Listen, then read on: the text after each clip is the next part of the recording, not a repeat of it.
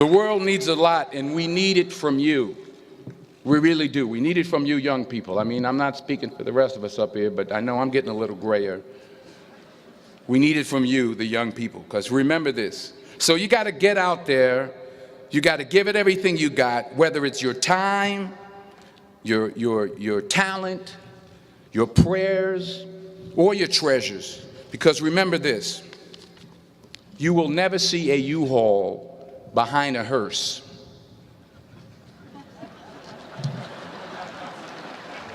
I'll say it again. You will never see a U-Haul behind a hearse. You can't take it with you. The Egyptians tried it, and all they got was robbed. So the question is, what are you going to do with what you have? I'm not talking about how much you have.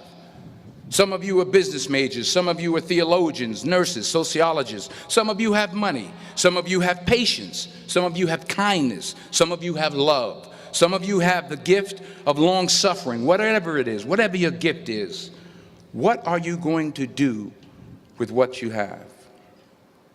All right, now here's my last point about failure. Sometimes it's the best way to figure out where you're going. Your life will never be a straight path. I began at Fordham University as a pre-med student. I took a course called cardiac morphogenesis. I still can't say it. Cardiac morphogenesis. I couldn't read it. I couldn't say it. I sure couldn't pass it. So then I decided to go into pre-law, then journalism. And with no academic focus, my grades took off in their own direction. Yeah, down.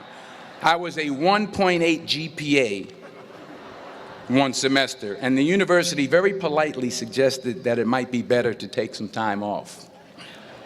I was 20 years old. I was at my lowest point.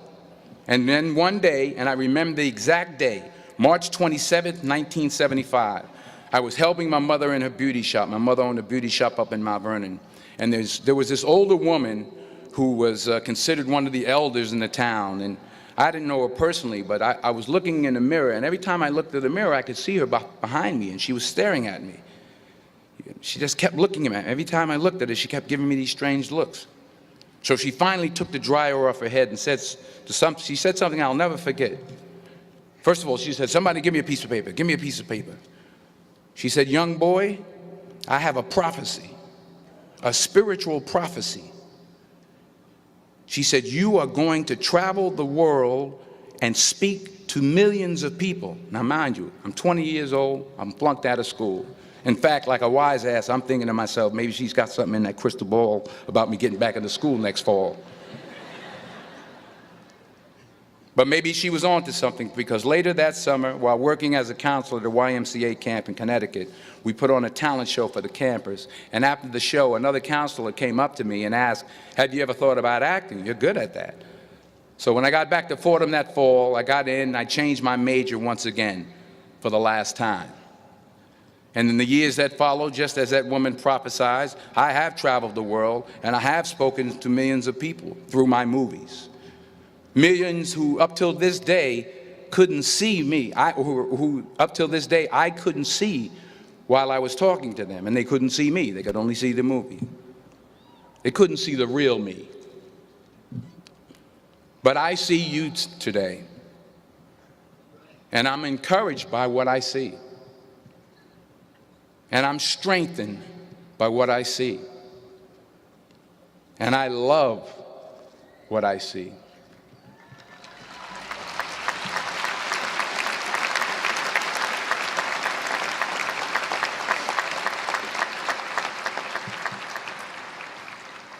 One more page, and I'll shut up. Let me conclude with this one final point, and actually the president kind of brought it up. It has to do with the movie Philadelphia. She stole my material. Many years ago, I did this movie called Philadelphia. We filmed some of the scenes right here on campus. Philadelphia came out in 1993. Most of you were probably still in diapers. Some of the professors, too. But that cracked me up. But it was a good movie. Rent it on, what do you call it, Netflix. It's a good movie. Rent it. I get 23 cents every time you rent it. Please, rent it. True. Parents up there, rent it. Netflix, please. Tell your friends too. It's about a man played by Tom Hanks who's fired from his law firm because he has AIDS. He wants to sue the firm, but no one's willing to represent him until a homophobic ambulance chaser lawyer, played by yours truly, takes on the case. In a way, if you watch the movie, you'll see everything I'm talking about today. You'll see what I mean about taking risk or being willing to fail. Because taking risk is not just about going for a job. It's also about knowing what you know and what you don't know. It's about being open to people and to ideas. In the course of the film, the character I play begins to take small steps, small risks. He very, very, very slowly begins to overcome his fears. And I feel ultimately his heart becomes flooded with love. And I can't think of a better message as we send you off today. To not only take risks, but to be open to life, to accept new views, and to be open to new opinions, to be willing to speak at a commencement at one of the best universities in the country, even though you're scared stiff. While it may be frightening, it will also be rewarding. Because the chances you take, the people you meet, the people you love, the faith that you have, that's what's going to define you. So members of the class of 2011, this is your mission. When you leave the friendly confines of Philly, never be discouraged, never hold back.